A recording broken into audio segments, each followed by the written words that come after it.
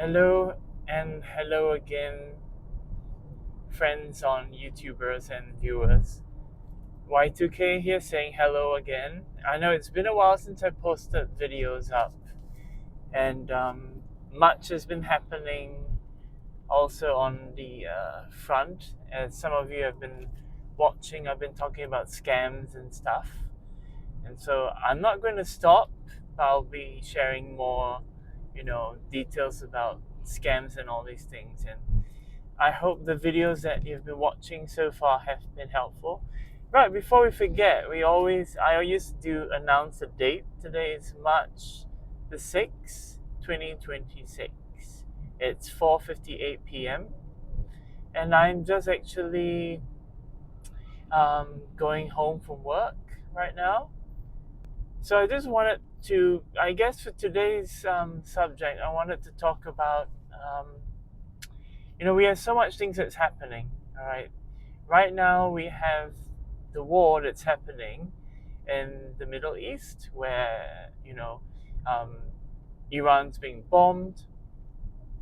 And then Dubai, countries like Dubai have been affected by the situation in the Middle East and the war. And what's happened is that if we look at what's trickling down, the effect that's happening in Singapore is that somehow all of these events that's happening globally have affected petrol prices. So that was one of my pet peeves about it, was that as a petrol head, as a gearhead who loves to drive, RON 95 is used to be $2.88 a liter. I think a liter. Now it's $2.90, and it's quite sad. I mean, in other countries, if you are from another country and been viewing it, you might be saying, "Well, yeah, but ours is more." Well, for ours, it's dramatic because it seems like our government takes every opportunity to push up the prices of energy. From petrol prices to utility prices, and everything's being pushed towards some global event. The last time they did an increment was because when Trump had his tariffs. Oh, that pumped it up. And then before that, you had the situation where the war in Ukraine, and that bumped up prices of food and everything. So it seems always very weird and funny that our government just takes every advantage it can of global events, and it's always a narrative of it's someone else. It's someone else that made us do it. It's someone else has made us do it, and they've used this narrative to up the prices of petrol, and utilities and everything. And I just feel that it's just ridiculous. Okay, that the one thing we're going through the past big events like the pandemic and all this. The one thing that I've always observed in Singapore is that our incumbent ministers' salaries have always stayed the same. They've always got the same salaries. They've always been earning high salaries, way above the global median wages for politicians. And just for variety, right, just to share with our viewers from overseas, this concept of paying ministers this high salary, all right, was because it stemmed from the time of, if I'm not wrong, but do correct me if I'm wrong, local viewers, it stemmed from the time of Lee Kuan Yew, and it was a concept because if you don't pay your politicians or your ministers well, they'll be open to corruption. The last time I used to check, right, when those of us who want to do civil service or as public servants, the keyword is service. We're trying to serve. So which means, on principle, you're doing it because you believe in something, you believe in a cause, you believe in doing it right, you believe in serving the community, you believe in serving the public trust. And it's because of this passion, those of us who are like mere mortals, we're just doing regular day jobs and everything.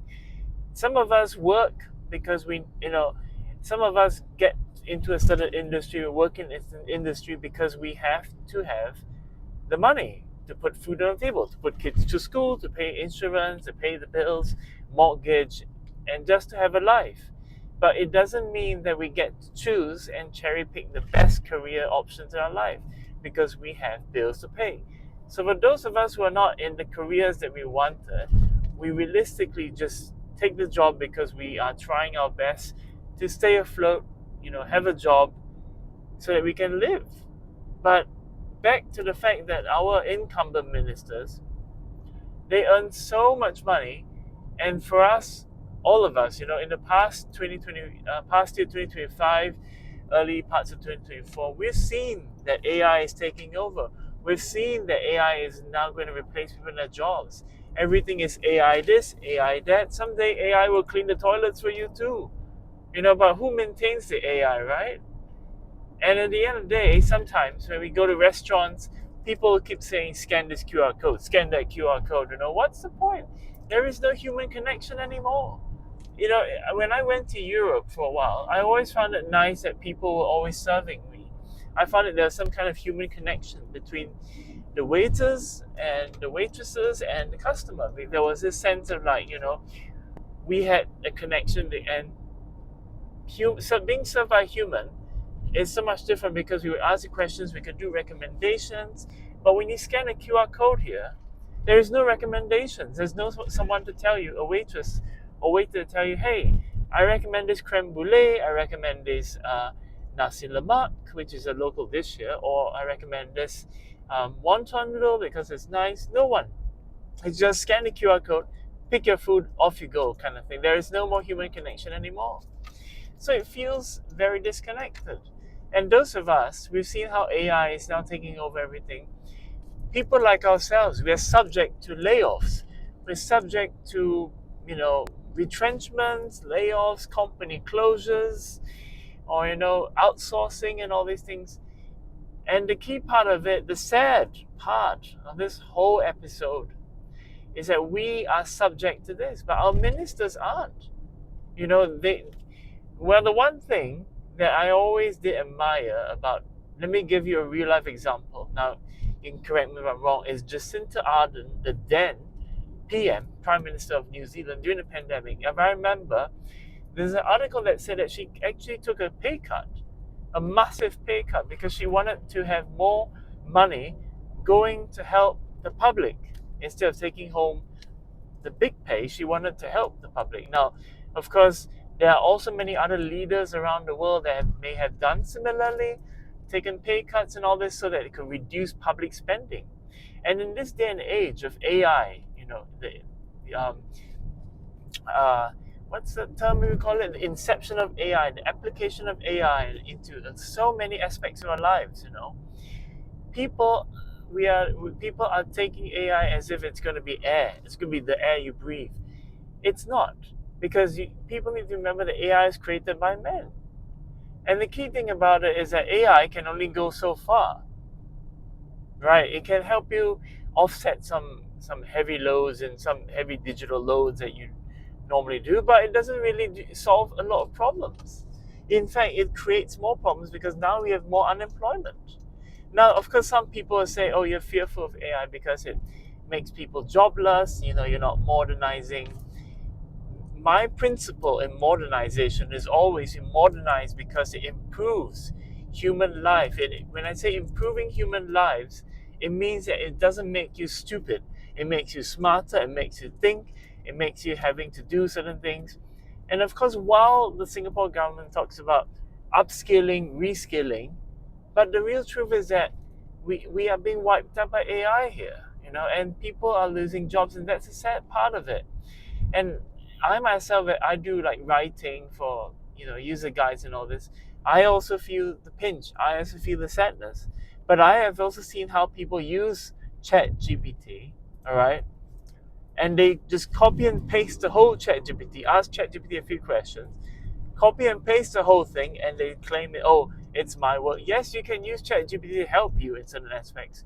But when I see certain documentations written by certain individuals, they didn't go through it themselves. Once ChatGPT produced the work for them, then they seem to be like quite taking the easy way out and just let ChatGPT take the work, but they don't even check the work.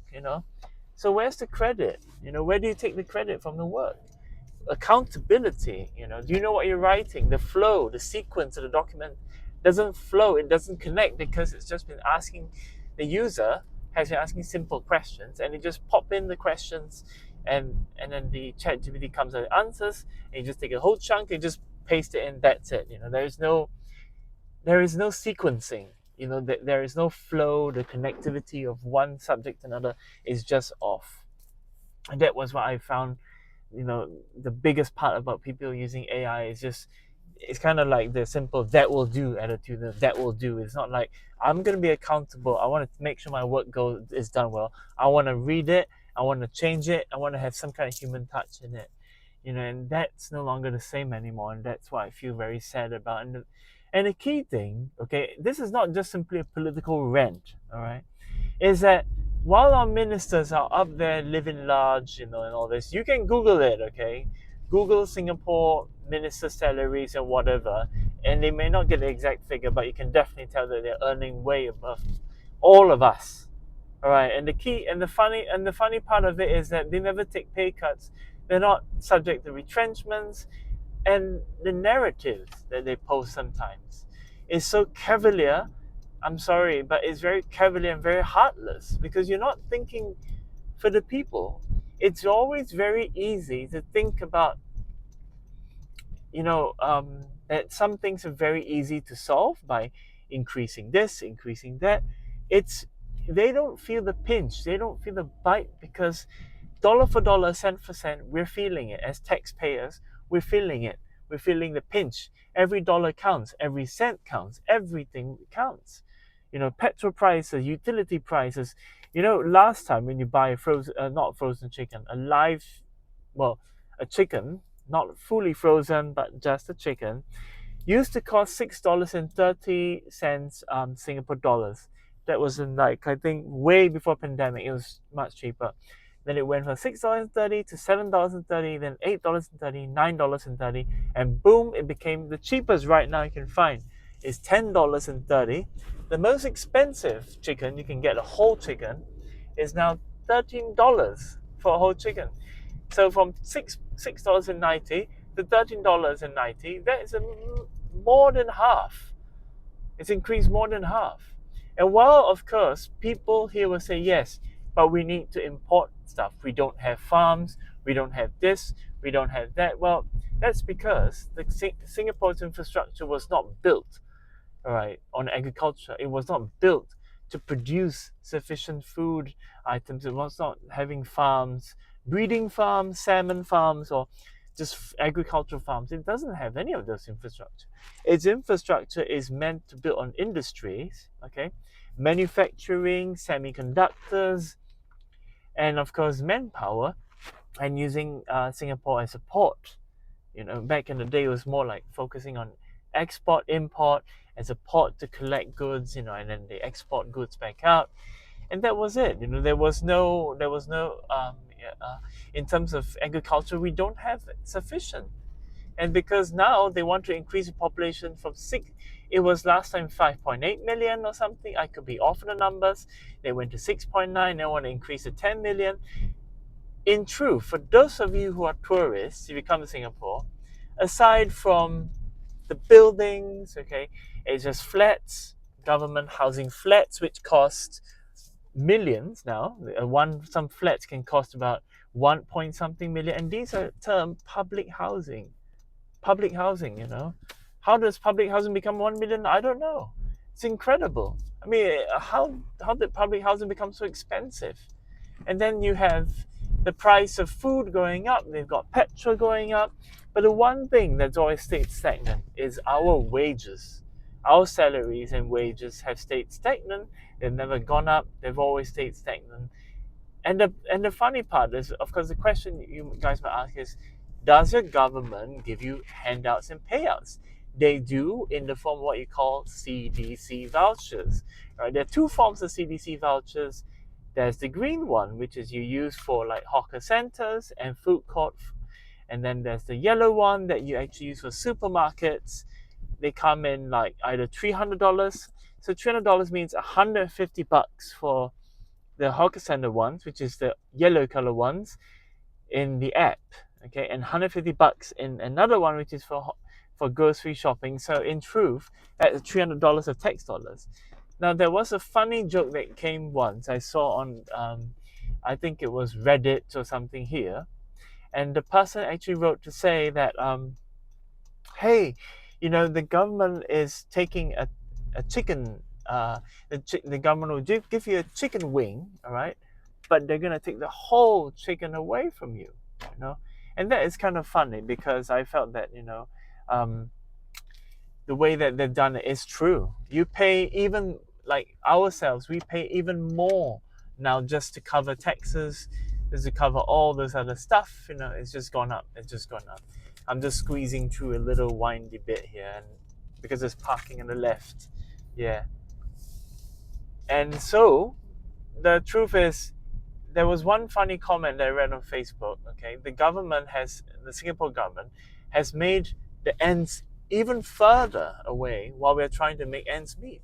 They've pushed the retirement age now again, and so that means that you could never retire. Okay, what is retirement to you?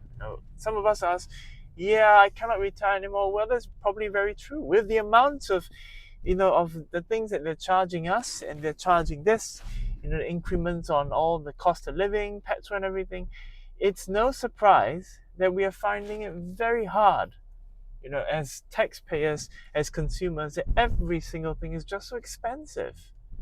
And the key thing is that we can't stop people to say, don't live. You can't buy this, you can't buy that, don't live, don't do this. Yeah, let me park up anyways. So the people, and the funny part is that we don't get to spend and enjoy retirement if we push the retirement age even further and further away, right? I mean, what's the point? You work for 30, 40 years in any industry, and then when it comes down to the final the final few years of your good life, and you're wondering, like, what's the point? You work so hard, and then now you're just simply stuck in a rut. You can't have enough money to spend because all of it has gone to taxes, paying for a living, paying for this, paying for that. So in truth, you're just, all of us are struggling. All right, I just actually arrived at Auto Backs. They do sell like car stuff, and it's my little go-to place to shop for car stuff and everything. But the key factor that I want to share with you guys today is that, especially those of you who are based in Singapore, who want to come to Singapore, I would advise you to think again. While there's so much safety and security here, the system seems good to a certain extent, but it's becoming very challenging for those of you who have lived here for many, many years, okay? If you look dollar for dollar, cent for cent as an economist, okay? Yes, it's cheap. However, in terms of the fundamental truth about survivability in Singapore in this day and age, 2026, all right, is you need to be really frugal with every dollar. Pump the cheapest petrol, buy the cheapest grocery, buy the vegetables that's not from somewhere else. But you have to be frugal with everything because everything's just so expensive. And even at the end of the day, when you're being frugal, and oh yes, before I do forget, recently Singapore came up with an article that said that the ministers were in parliament and they were talking about fertility, right? And I always say this to friends and people, that you think that giving birth to children is a 2-year phone contract or a 10-year car ownership, which we have here called the COE, Certificate of Entitlement. They think that children are free, and because they want to boost the fertility numbers, then we're going to make sure that, education, for example, one of the ministers, she wants to push for like free education for this, free that. But guess what? The utilities, the taxes, and everything's going to go up because they want to push for this for free. At the end of the day, it's counterproductive. No one's going to pay for it. Or, no one's going to be wanting to have more kids because you have more kids, it's more financial burdens to you, right? Now, whether you like children or not, or you want to have kids or not, this is our reality. This is reality. This is the facet of reality in Singapore, is that it's not cheap, all right? It's not cheap. And the system makes it not cheap. And it makes you struggle and struggle and struggle because you have to make sure that you save money for this and that. So at the end of the line, you have people who are getting retirement and they're still working at retirement, and you work till you drop. just so you can fulfill this so-called Singapore dream. But I don't even know what the Singapore dream is anymore. And so I hope you guys can enlighten me what the Singapore dream, your Singapore dream, is about anymore, because I personally think that let's not compare with like certain countries with high taxes. At least they have social welfare. Well, whether you believe in social welfare or not, that's a different subject altogether. But I just thought I wanted to get this out to you guys today. And so I will come back with another video soon. We'll talk more about scams. And I know I promised you guys to show a video about like People's Park Complex and all this thing, where we can show you about how these places operate, right? How the scammy places operate from all this. And I'll talk more about that in another video. But take care, all of you. Save your dollars, save your cents. Remember, don't buy packages from like aesthetics and beauty wellness places. And number two, if you're paying for investments online and all these things, and you need to pay for a fee to extract more money from your investments and all this, is probably a scam. If you have to pay for anything to extract money, all right, it's a scam. It's got to be a scam. Okay, use common sense. You don't pay more. You don't lend money to. I'm sorry. You don't borrow money to invest more. Right. Best is you take a little bit, grow a little bit. And if these people start the angst and say, time is running out, you gotta hurry, telltale signs of scam, people. Be careful. Watch yourselves out there, because these scammers are not stopping. All right. Personally, I don't even know why they exist, because they're just really like, they're like crap. Okay, they're like turds in the toilet that should just be flushed away. All right. My 2 cents. Take care, you guys, and peace out. Stay healthy.